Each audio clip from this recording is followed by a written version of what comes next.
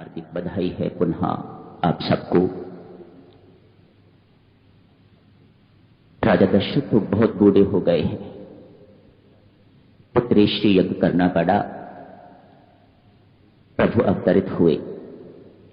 आपको याद होगा राजा दशरथ पूर्व जन्म के मनु महाराज और माता कुशल्या शत्रुपा बड़ी घोर तपस्या करी इन दोनों ने।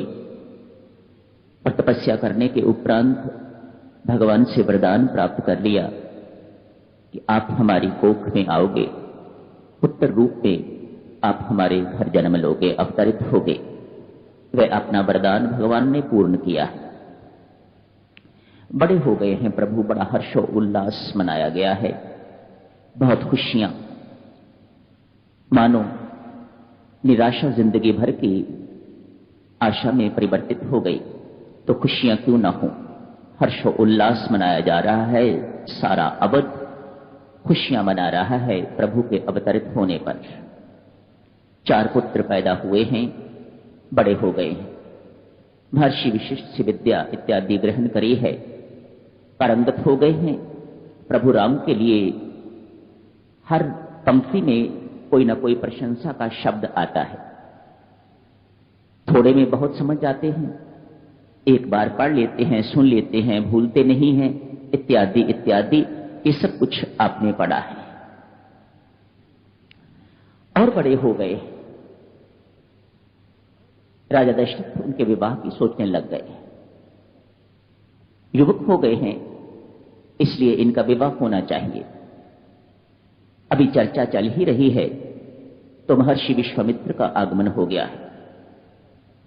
स्वामी जी महाराज फरमाते हैं, जब कोई बड़ी बात होनी हो तो परमेश्वर उसी ढंग से सारे संबंध बना देता है। अभी इनके मन में बात ही थी कि इनका विवाह होना चाहिए, तो संबंध जो आगे परमात्मा ने बनाए हुए हैं उसका शुभ आरंभ हो गया। महर्षि विश्वामित्र का आगमन हो गया। वे सिद्ध आश्रम में यज्ञ कर रहे हैं अनेकों वर्षों से, पर कभी संपन्न नहीं हो रहा। प्रार्थना करते हैं, महाराज मुझे राम को दे दीजिएगा यज्ञ संपन्नता के लिए। राजा दशरथ के जीवन में यह पहला अवसर आया है पुत्र जन्म के बाद कि उन्हें वियोग होने वाला है, असहनीय। कैसे राम भक्त हो गए हुए हैं राजा दशरथ, पुत्र भक्त कहिएगा। उन्होंने अपने जीवन में प्रभु राम को प्रभु नहीं माना, ये मेरे पुत्र हैं। स्वर्ग से भी जब आए हैं तो इंद्र देवता को यही कह के आए हैं कि मेरे पुत्र ने इतना बड़ा काम कर दिया। वह तब तक भी स्वर्ग में जाने के बाद भी प्रभु राम को प्रभु राम नहीं स्वीकारते। पुत्र भक्त हैं राजा दशरथ। मांगा ही यही था, प्रभु को मांगा ही नहीं, मुझे पुत्र चाहिए, आप जैसा पुत्र चाहिए। तो प्रभु ने कहा, मैं अपने जैसा कहां से लाऊंगा, मैं स्वयं ही आऊंगा। तो पुत्र पैदा हुए। पुत्र भक्त हैं राजा दशरथ। बेचारे व्याकुल हो गए ये सुन के कि पुत्र बिछो होने वाला है, ये कैसे मैं सहन करूंगा। पर होना था, परमेश्वर ने जो रच रखा होता है, रचने वाले पास ही बैठे हुए हैं, कहीं दूर नहीं है, वे साथ ही साथ सब कुछ करवाते जा रहे हैं। जो आगे रचा हुआ है वह भी तो पूर्ण होना ही है। भगवान की दृष्टि से ना देखिएगा प्रभु को, आइए साधक की दृष्टि से देखते हैं। यूं कहिएगा एक साधक की प्रथम साधना आरंभ हो गई है। पहली बार वह घर से निकले, लक्ष्मण उनके साथ होते हैं, लक्ष्मण तो उनकी छाया है, वे तो साथ रहेंगे ही रहेंगे, कहीं भी चले जाएं। कहते हैं कुछ समय जो मूर्छित रहे हैं लक्ष्मण जी महाराज, उस समय को छोड़ के राम लक्ष्मण कभी आपस में बिछड़े नहीं।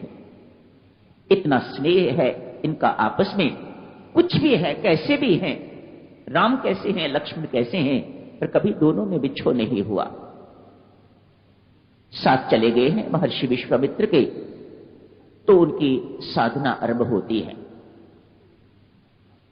साधक जनों, जब साधना करने के लिए व्यक्ति निकलता है तो सबसे पहले उसके मार्ग में ताड़का आती है,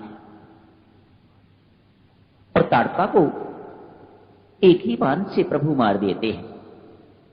वर्णन तो आता है, युद्ध तो बहुत होता है, पर एक ही बाण से प्रभु मार देते हैं। मानो पहले उसकी चाल बाल सब कुछ हजारों हाथियों का बल था ताड़का में। सुबाहु और मारीच इसी के पुत्र। इसको मारना इतना आसान नहीं था और प्रभु ने एक ही बाण में मार के तो उसे अपना धाम दे दिया है। आप यूं कहिए, मारा है या तारा है, दोनों ही चीजें हैं। मार के उसे तार दिया है, उसे अपना धाम अपने में प्रवेश पा लिया है, अपने अंदर ले लिया है, उसे अपना धाम प्रदान कर दिया है। ये ताड़का क्या है? ज्ञान कहता है ये ताड़का अविद्या है। पर जब तक ये अविद्या हमारे जीवन से जाती नहीं है तो अपने घर का पता नहीं चलता। साधक ये भी अपने घर ही जा रहे हैं। सीता माता जिसे शांति कहा जाता है, जिसे परम शांति, जिसे परम धाम कहा जाता है, ये भी वहीं पहुंच रहे हैं, पर अभी मिलने में बहुत समय बाकी है। ताड़का को मारना है, सुबाहु को मारना है, मरीच को कहीं दूर फेंकना है, उसे मारा नहीं। क्यों? अभी उससे और काम लेना है प्रभु ने, अभी उसके लिए और कुछ रच रखा है।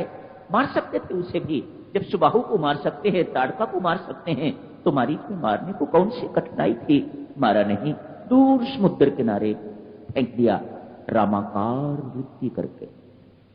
उसे राम की शक्ल भूलती नहीं है। मरीच भक्त बन गया है, उसकी सारी की सारी वृत्तियां अब विषयाकार नहीं है, हिंसात्मक वृत्तियां नहीं है, उसकी बदल गई हैं। राम के दर्शन होते ही वह सब कुछ बदल गया है उसका, और समुद्र के किनारे बैठ के तपस्वी बन गया हुआ है वह। उसे र शब्द से राम याद आते, राम का स्वरूप याद आता है, राम का नाम याद आता है। मानो वह राम नाम जपने लग गया हुआ है और उसकी सारी की सारी वृत्तियां रामाकार हो गई हुई हैं। उससे भी काम लेना है, इसलिए उसे मारा नहीं, दूर फेंक दिया है। तुझे फिर मिलेंगे, अभी तू जा। सुबाहु को मार दिया है, ताड़का को मार दिया है। मारने के बाद सिद्धाश्रम पहुंचे हैं प्रभु, सिद्धाश्रम में ही मारा है। ताड़का को मारने के बाद मरीच को दूर फेंक दिया है, सुबाहु को वही मार दिया है। यात्रा आगे आरंभ होती है।